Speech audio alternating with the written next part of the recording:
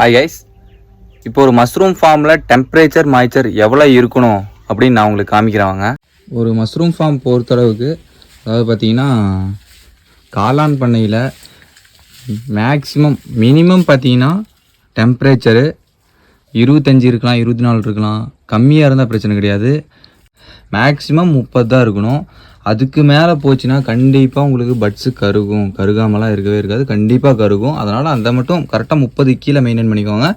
Moisture பார்த்தீங்கன்னா கரெக்டாக 90 இருக்கணும். அதாவது அந்த ஈரப்பதங்கிறது 90 இருக்கணும். இப்போ நம்ம ஃபார்மில் பார்த்தீங்கன்னா இப்போ தண்ணி அடித்து கிட்டத்தட்ட 1 மணி நேரம் ஆயிடுச்சு. அதனால தான் கொஞ்சம் டெம்பரேச்சர் அதிகமாக இருக்குது, மாய்ச்சரும் கொஞ்சம் கம்மியாக இருக்குது.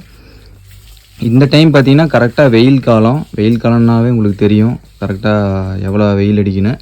ஸோ அதனால் நமக்கு டெம்பரேச்சர் பார்த்திங்கன்னா மினிமம் 25, 24 அந்த மாதிரி இருக்கலாம். மேக்ஸிமம் பார்த்திங்கன்னா 30 கீழே தான் இருக்கணும். இந்த லெவல் மெயின்டைன் பண்ணிங்கன்னா உங்களுக்கு எந்த ஒரு பிரச்சனையும் இருக்காது, அதாவது கருகிற பிரச்சனை இருக்காது. பை.